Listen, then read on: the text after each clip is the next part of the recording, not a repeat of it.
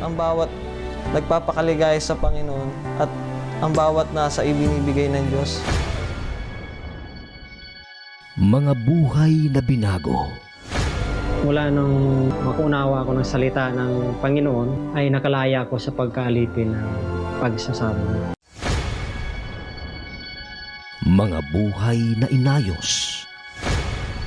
Mas nagkakaroon po kami ng pagkakaunawaan dahil sa salitang unahin natin ang Panginoon. Mga buhay na hinango. Gusto po ako nagpapasalamat sa Panginoon dahil tapat po ang Panginoon sa aking sambahayan. Mga buhay na binuo. Binigyan niya ako ng bagong pag-asa para matupad ko yung pangarap ko. Mga buhay na hinipo ng Panginoon. Kahit ng doktor, hindi alam kung anong klase yung sakit ninyo, lumapit po kayo sa Panginoon. Magandang ipaglingkod ang buhay sa Panginoon sapagkat ito ang kautusan ng Panginoon. So habang ako'y nabubuhay, gagawa ako at gagawa para sa Panginoon. Ay hindi siya magiging katumbas ng kaligtasan na pinakaloob ng ating Panginoon. Dahil sa kabila ng lahat, may plano ang Diyos. May plano ang Diyos kung ika'y mananalig, iyong mamamasdan ang kagandahan ng pangakong di kita iwan. Manampalataya, pag-iingat niya'y walang hanggan. Lulu and Andy Rodriquez crossed paths as young adults just starting to make a living for themselves. Lulu was a caretaker and Andy worked construction, but met through mutual friends. Galing ako sa Guam at doon ako pinitisyon ng mother ko. Pero nung ang kapatid ko ay nagko-construction dito, ay gusto niya may makasama. Kaya kaming dalawang magkapatid, yung isa kong kapatid na nadoon ngayon sa Guam, ay pareho kami pumunta dito at ako lang yung nag-stay dahil nagustuhan ko yung trabaho. He's a good provider. Kaso nga lang mapalakaibigan siya. Yung parang hindi siya laging makahindi. Pag may nag-aya sa kanya na uminom. Kapag sinabing, Andy, dito ka muna, kuhan muna tayo. Get together muna tayo, sama-sama. Inom muna ng konti. At yung ang kinigalit nito na sa mga bagay na yon, na akala niya, nang bababae ako. Ayun ang sabi niya sa akin palagi pag uuwi ko dahil gabi na akong umuwi. Kasi ang mga trabaho ko sa Bali. Kaya pag uuwi ko, palaging namumutaktak siya. Sasabihin sa akin, oh, dumaan ka na naman sa babae mo. Sabi kong gano'n. Wala akong babae, sabi ko na papabarkada lang ako. Kaya napapadayo ng inuman, kaya ginagabi. Pero hindi siya maniwala. Kaya ayun ang pag-umpisa ng aming pag-aaway.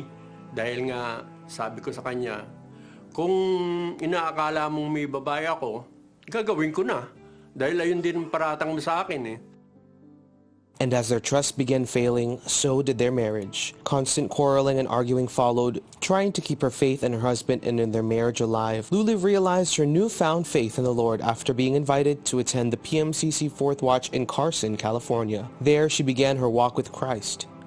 Meanwhile, in the same neighborhood of the church, Andy secretly began having an affair, meeting with an old flame who eventually tried to convince him to leave his family and live with her.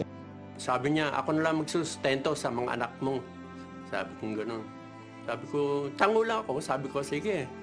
Pero mga after 3 days na nadun ako, na pag-isip-isip ko na hindi mabuti yung ginagawa ko at siguro nga merong layunin ng Panginoon.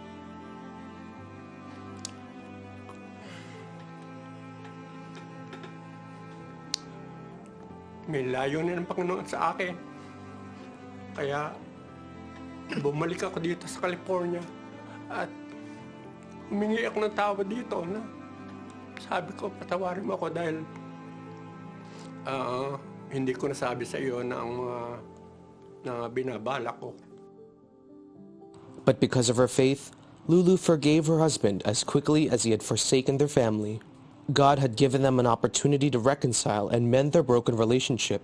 Try as they might, they did their best to keep their problems to themselves. Hindi ako nagtatanim ng sama ng loob, pero yung ginawa ng kapatid na Andy masakit. Pero ewan ko, yung napatawad ko siya agad. Yeah, siguro dahil nga meron na akong seed ng Panginoon. Alam mo yun, na kahit bago ako sa faith, na yung napatawad ko siya. Halimbawa, hindi ko siya mapatawad. Ako nga, pinatawad ng Panginoon, di ba? Siya pa kaya na hindi ko mapapatawad. Tapos pangalawa, may mga anak kami. At gusto ko rin ang buo ang pamilya. Kaya yung, kumbaga, binuklod muli kami ng Panginoon. Falling into a downward spiral, Andy faced several arrests and jail time for associating with illicit drug abusers, leaving Lulu on her own to provide for their children. Alam niyo, lahat ginawa ko. Naglinis ako ng bahay para sa mga anak ko. Kasi nga wala si Brother Andy. Kung kahit ano gagawin mo sa mga anak mo, hindi ako humingi ng tulong sa kaanak ko dito. Walang nakaalam yung mga nangyari sa buhay namin. While serving time behind bars, Andy came to know the Lord, asking God and his wife for a new start. Kaya nga, sabi ko nga sa Panginoon, sabi ko, Panginoon, talagang pag nakalabas ako dito, magtatapat na ako sa iyo dahil pati nga yung nami-miss ko nga yung mga bata, lalo na si Alexis dahil mga tatay ngayon at palaging sa akin nakatabi yun.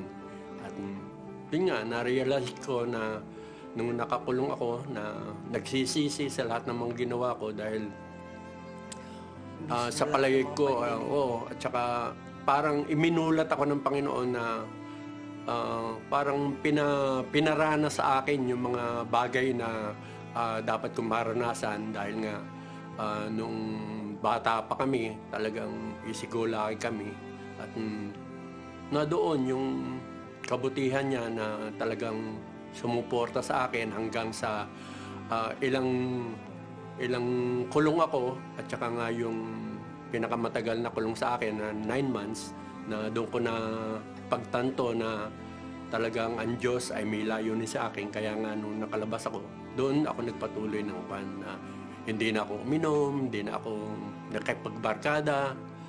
At talagang focus na lang ako sa pamilya ko at sa mga kapatid sa iglesia. Talagang ang buhay namin ay masalimuot nung una, pero ngayon ay naglilingkod na kaming lahat, pati na yung mga anak ko. Yeah. At sa biyaya nga ng Panginoon, nagagamit ako dito sa iglesia na kung ano yung mga ginagawa dito dahil nga kung ako, marunong ako sa construction. At least once a week, we have, a family banding. And, I always remind them, nire-remind ko sila. When it comes to giving, I always remind their tithes, their love unto the Lord. We're just so thankful that our mom was such a firm believer and that she would just pass on to us like, oh, always pray and always remember like the Lord is good.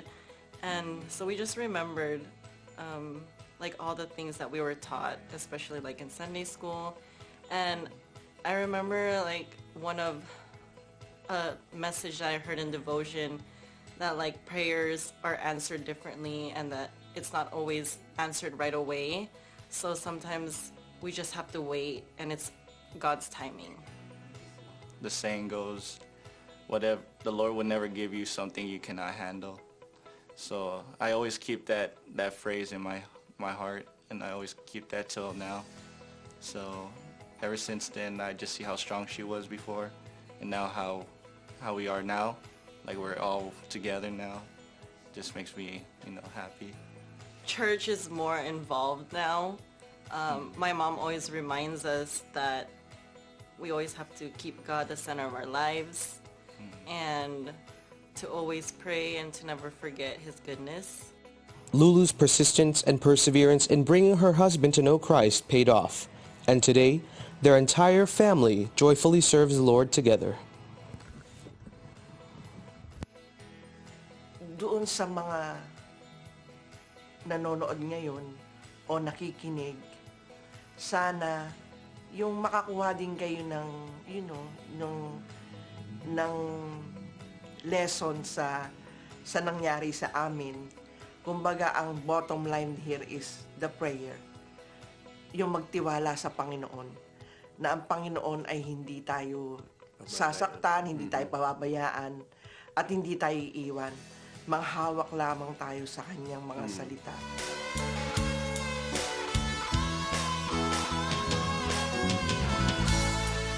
May plano ang Diyos kung ika'y mananalig, iyong mamamasdan ang kagandahan ng pangakong di kita iiwan. Ang aking kalakasan sa oras ng aking kahinaan, mga pangako mo ang gumagabay sa aking paglalakbay.